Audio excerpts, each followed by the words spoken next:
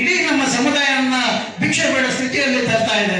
ಈ ಕಡೆ ನಾವು ಆಲೋಚನೆ ಮಾಡಬೇಕಾಗಿದೆ. ಬಂಧುಗಳೇ, ಪಕ್ಷ ಕಟ್ಟಿರೋದು ದೊಡ್ಡ ವಿಷಯ ಅಲ್ಲ, ಪಕ್ಷವನ್ನ ಸಂಘಟನೆ ಮಾಡೋದು ದೊಡ್ಡ ವಿಷಯ ಅಲ್ಲ.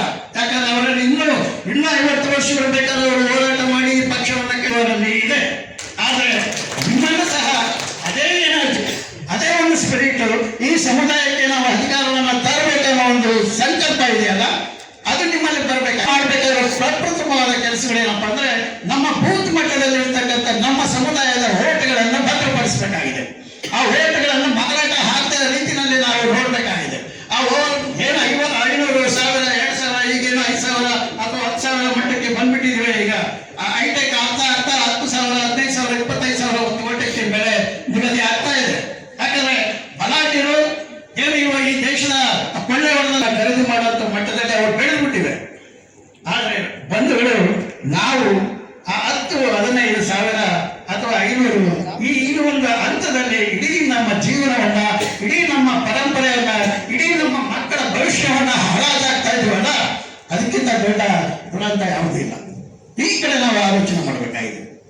ಓಟ್ಗಳನ್ನ ಯಾರು ನಮ್ಮ ಸಮುದಾಯದ ಹಿಡಿದಿಟ್ಕೊಳ್ಳೋಕೆ ಸಾಧ್ಯ ಆಗುತ್ತೆ, ಯಾರು ಈ ಓಟ್ಗಳನ್ನ ನಮ್ಮದೇ ಪಕ್ಷಕ್ಕೆ, ನಮ್ಮ ಅಭ್ಯರ್ಥಿಗಳಿಗೆ ಮಾತ್ರ ಹಾಕ್ಬೇಕು ಅನ್ನೋ ಒಂದು ಸಂಕಲ್ಪ ಯಾರಿಗಿರುತ್ತೆ, ಅವರು ಈ ದೇಶದ ಅಧಿಕಾರವನ್ನು ಪಡೆಯಲಿಕ್ಕೆ ಸಾಧ್ಯ ಆಗುತ್ತೆ.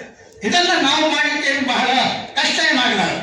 ನಾವೆಲ್ಲ ಸಂಕಲ್ಪ ಮಾಡಬೇಕು. ಇವತ್ತೇನು ಬಾಬಾ ಸಾಹೇಬ್ ಅಂಬೇಡ್ಕರ್ ಜಯಂತಿ ಅಥವಾ ಬಾಬು ಜಗಜೀವನ ಜಯಂತಿ ಮಾಡ್ತಾ ಇದ್ವಿ, ಇವತ್ತು ನೀವು ಒಂದು ದೊಡ್ಡ ಸಂಕಲ್ಪ ಮಾಡಿ ಅನುಮಾನ ನಿವಾರಣೆ ಆಗ್ತದೆ. ಇದು ನಿವಾರಣೆ ಆದ್ರೆ ಇವರೆಲ್ಲ ಒಂದಾಗಿ ಬಿಡ್ತಾರೆ ಅಂತ ಸೇರಿ ಹೇಳಿ ಸಿದ್ದರಾಮಯ್ಯನವರು ಮುಂದೂಡ್ಕೊಂಡು ಹೋಗ್ತಾರೆ ಅವ್ರ ಸರ್ಕಾರ ಇವ್ರನ್ನ. ಯಾಕಂದ್ರೆ ಇವ್ರನ್ನ ಓಟಿನ ಬ್ಯಾಂಕ್ ಅನ್ನಾಗಿ ನೋಡ್ತಾ ಇದೆ. ಮೊನ್ನೆ ದಾವಣಗೆರೆ ಬಾಗಲಕೋಟೆ ಚುನಾವಣೆಯಲ್ಲಿ ಕ್ಯಾಬಿನೆಟ್ ಅನ್ನು ಮುಂದಕ್ಕಾಕಿ 9ನೇ ತಾರೀಕು ಮಾಡ್ತೀವಿ ಅಂತೇಳಿ 9ನೇ ತಾರೀಕು ಕ್ಯಾಬಿನೆಟ್ ಮಾಡಿರ. ಈಗ 10ನೇ ತಾರೀಕು ಮಾಡ್ತೀವಿ ಅಂತ ಸಬ್ಜೆಕ್ಟೇ ಇಲ್ಲ. 3 ಪಕ್ಷಗಳು, ಕಾಂಗ್ರೆಸ್, ಬಿಜೆಪಿ ದಳ, 3 ಪಕ್ಷಗಳು ಪ್ರಣಾಳಿಕೆ ಹಾಕ್ಕೊಂಡ್ರು. ನಡು ಮೀಸಲಾತಿ ಹೋರಾಟ ಮಾಡ್ತೀವಿ ಅಂತ. ಯಾಕೆ ಹಾಕ್ಕೊಂಡ್ರು ಪ್ರಣಾಳಿಕೆಯಲ್ಲಿ? ಮತಕ್ಕೋಸ್ಕರ, ಮತದ ಬೇಟೆ, ಮತಕ್ಕೆ ಕನ್ನ. ಸುಪ್ರೀಂ ಕೋರ್ಟ್ ಆದೇಶ ಕೊಟ್ಟಿದೆ, ಆದ್ರೂ ಕೂಡ ಒಳ ಮೀಸಲಾತಿ ವರ್ಗೀಕರಣ ಮಾಡಿಲ್ಲ. ಒಂದ್ ಕಡೆ ಮಾದಿಗ ಮತ್ತು ಮಾದಿಗ ಸಂಬಂಧಿತ ಜಾತಿಗಳು ಹೋರಾಟವನ್ನು ಒಳ ಮೀಸಲಾತಿ ಮಾಡಲೇಬೇಕು ಅಂತ ಮಾಡ್ತಾರೆ. ಇನ್ನೊಂದು ಕಡೆ ವಲಯ ಮತ್ತು ವಲಯ ಸಂಬಂಧಿತ ಜಾತಿಗಳು ಬೇಡ ಅಂತ ಮಾಡ್ತಾರೆ. ಇನ್ನೊಂದು ಕಡೆ ಗೌರಿ ಪರಮ ಪಂಚ ಜಾತಿಗಳು ಮಾಡಲೇಬಾರ್ದು ಅಂತ ಮಾಡ್ತಾರೆ. ಯಾಕೆ ಹೋರಾಟ ಮಾಡ್ತೇವೆ ಅನ್ನೋದನ್ನ ನಾವು ತಿಳ್ಕೋಬೇಕಲ್ವ? ನೋಡ್ರಿ, ಇಲ್ಲಿ ದಲಿತ ಸಂಘರ್ಷ ಸಮಿತಿ ಹೋರಾಟ ಮಾಡೋದಿದೆಯಲ್ಲ, ಆ ಜಾತಿನಲ್ಲಿರ್ತಕ್ಕಂಥ ಕಟ್ಟಕಡೆ ಸಮಾಜದ ಪರವಾಗಿ ಇದೆ. ಮಚ್ಚಿಗ ಅನ್ನೋ ಜಾತಿ ಇದೆ, ಕಪ್ಪೆ ವಲಯ ಅನ್ನೋ ಜಾತಿ ಇದೆ, ತಿಗಳ ವಲಯ ಅಂತ ಜಾತಿ ಇದೆ, ಮಶಣ ವಲಯ ಅನ್ನೋ ಜಾತಿ ಇದೆ. ಅದು ಈ ಜಾತಿಗಳಿದಾವಲ್ಲ, ಇವಕ್ಕೆ ಏನು ಸಿಕ್ಕಿಲ್ಲ ಮೀಸಲಾತಿನಲ್ಲಿ. ಇನ್ನು ಅಲೆಮಾರಿ ಜಾತಿ ಅದರೊಳಗಡೆ 90 ಜಾತಿನಲ್ಲಿ ಕೆಲವು ಜಾತಿಗಳಿಗೆ ಆಧಾರ್ ಕಾರ್ಡೇ ಇಲ್ಲ, BPL ಕಾರ್ಡೇ ಇಲ್ಲ. 40 ಜಾತಿಗಳು, ಈ 101 ಜಾತಿಗಳಲ್ಲಿ 40 ಜಾತಿಗಳು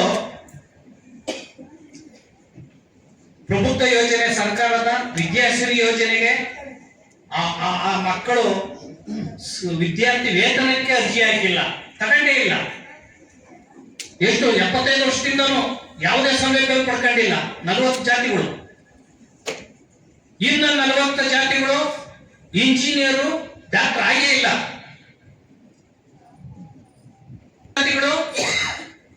ಸರ್ಕಾರದ ಯಾವುದೇ ಸೌಲಭ್ಯಗಳನ್ನ ಸ್ವತಂತ್ರ ಬಂದಾಗಿಂದ ತಾಂಡಿಲ್ಲ. ವರ್ಗೀಕರಣ ಮಾಡಿ ಅನ್ನೋದು ಬೇಡ.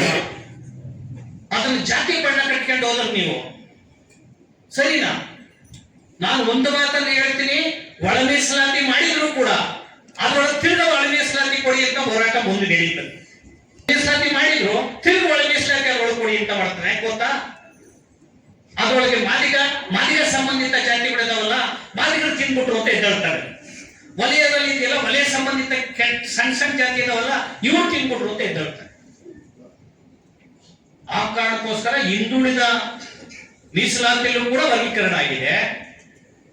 ಇಲ್ಲೂ ಕೂಡ ಕಟ್ಟಕಡೆಯ ಪರವಾಗಿ ಬಾಬಾ ಸಾಹೇಬರು ಜಗ್ಜೀವನರಾಮ್ ಅವರು ಹೋರಾಟ ಮಾಡಿದ್ದು ಕಟ್ಟಕಡೆ ಸಮಾಜಕ್ಕೋಸ್ಕರ, ಅಸ್ಪೃಶ್ಯತ ಸಮಾಜ ಮೇಲತ್ತಕ್ಕೋಸ್ಕರ. ನಾವು ಕೂಡ ಘಾತಕರಾಗಿ ಜಗ್ಜೀವನ್ ರಾಮರವರನ್ನ ಅವ್ರ ಮಗನಿಷ್ಟು ತಗೊಂಡ್ಬಂದು ಒಂದು ಹೆಣ್ಣನ್ನು ವಿಚಾರ ತಗೊಂಡ್ಬಂದು ಜಗ್ಜೀವನ್ ರಾಮರು ವಾಚಾಮ ಗೋಚರ ಬರೆದ್ರು. ಅವ್ರು ಇನ್ನೆಂದೆಂದೂ ಪ್ರಧಾನಿ ಆಗ್ದಂಗೆ ಮಾಡ್ಬಿಟ್ರು. ಜಗ್ಜೀವನ್ ರಾಮರವರು ಎಂದೆಂದೂ ಪ್ರಧಾನಿ ಆಗ್ದಂಗೆ ತನ್ನ ಸ್ವಂತ ವಿಚಾರವನ್ನ ತಂದು ಜಗ್ಜೀವನ್ ರಾಮದಂತ ತುಳಿದಂತ ಪಾಪ ಈ ದೇಶದ ಪತ್ರಕರ್ತರ ಒಂದು ಅನೀತಿ. ಬಾಬಾ ಸಾಹೇಬ್ ಅಂಬೇಡ್ಕರ್ ಅಂತ ಮಹಾಮಾನವತಾವಾದಿಯನ್ನ ದೇಶದ್ರೋಹಿ, ಅತ್ಯಂತ ವಾಚಾಮ ಗೋಚರವಾಗಿ ಬಾಬಾ ಸಾಹೇಬ್ ಅಂಬೇಡ್ಕರ್ ಬರೆದಂತ ಈ ದೇಶದ ಮಾಧ್ಯಮಗಳಿದ್ದಾವಲ್ಲ, ಆ ಮಾಧ್ಯಮಗಳು ನೀವು ಪರವಾಗಿಲ್ಲ, ಸಣ್ಣ ಪುಟ್ಟ ಮಾಧ್ಯಮಗಳು ನೀವು ಪರವಾಗಿರ್ತಾರೆ ಬಿಡಿ. ಅವ್ರಿಗೆಲ್ಲ ದೊಡ್ಡ ಮಾಧ್ಯಮ ಮಾಡುವ ಶಕ್ತಿನೇ ಇರಲ್ಲ, ಆದ್ರೆ ಅವ್ರಿಗೆ ಒಂದು ಇಚ್ಛಾಶಕ್ತಿ ಇರ್ತದೆ. ಈಗಪ್ಪ ಹೋರಾಟ ಮಾಡ್ಕೊಂಡು ನಾಯ್ತು ಏನು ಮಾಡ್ತಾವ ಕೂತ್ಕೊಂಡು ಕೇಳ್ತಾವ. ದೊಡ್ಡ ಮಾಧ್ಯಮ ಇಂಡಸ್ಟ್ರಿ ಆಗಿದ್ದಾವೆ. ದೊಡ್ಡ ಮಾಧ್ಯಮ ಹಣ ಮಾಡುವಂತಹ ಕೈಗಾರಿಕೋದ್ಯಮ ಆಗಿದ್ದಾವೆ. ಆ ಕಾರಣದಿಂದ ಸಾಮಾಜಿಕ ಜಾಲತಾಣ ಇದೆಯಲ್ಲ, ಗ್ರೂಪ್ ಮಾಡಿ, ತಾಲೂಕಲ್ಲಿ ಗ್ರೂಪ್ ಮಾಡಿ, ಜಿಲ್ಲೆಯಲ್ಲಿ ಗ್ರೂಪ್ ಮಾಡಿ, ಕಷ್ಟಪಟ್ಟು ಗ್ರೂಪ್ ಮಾಡಿ ಒಂದು ಈ ಕಾರ್ಯಕ್ರಮ ನಡೆದ ಎಲ್ಲ ಕಡೆ ಕಳಿಸಿ. 50 ಲಕ್ಷ ಜನ ವಾಲಂಟಿಯರ್ಗಳಿದ್ದಾರೆ RSS ಅಲ್ಲಿ. ಯಾಕಾದಷ್ಟು ಬಿಜೆಪಿ ದೊಡ್ಡ ಮಟ್ಟಕ್ಕಿದೆ ಅಂದ್ರೆ 50 ಲಕ್ಷ ಜನ ಮದುವೆ ಮಾಡ್ಕೊಂಡ್ರೆ ವಾಲಂಟಿಯರ್ಗಳು. ಅದು ನಿಮ್ಮೋರ ಅನ್ಕೊಂಡೇವೆ ಮಿಸ್ಗೈಡ್ ಮಾಡಿ ಬ್ರೈನ್ ವಾಶ್ ಮಾಡಿ ಇಟ್ಕೊಂಡು ಅವ್ರು ಮಾಡ್ತಾ ಇದ್ದಾರೆ. ನೀವು ಕನಿಷ್ಠ ಏನಾದ್ರೂ ವಾಲಂಟಿಯರ್ ಕೆಲಸ ಮಾಡಿಲ್ಲ ಅಂದ್ರೆ ಸಂಘಟನೆಗೆ ಹೆಂಗ್ ಎಷ್ಟು ವರ್ಷ ಹೋರಾಟ ಮಾಡೋದು ನಾವು? ನನ್ನ ಹತ್ರ ನೀವು, ನಿನ್ನ ಹತ್ರ ನನ್ನ ಮಗ ಭಾಷಣ ಮಾಡ್ದವನು, ಅವ್ರು ಅಂತ ಅವರು ಹಿಂಗೆ ಹೋಗ್ಬಿಡ್ತಾರೇನ. ನೀವೇನು ಈ ದೇಶದಲ್ಲಿ ಸಾಧನೆ ಮಾಡಕ್ಕಾಗಲ್ಲ.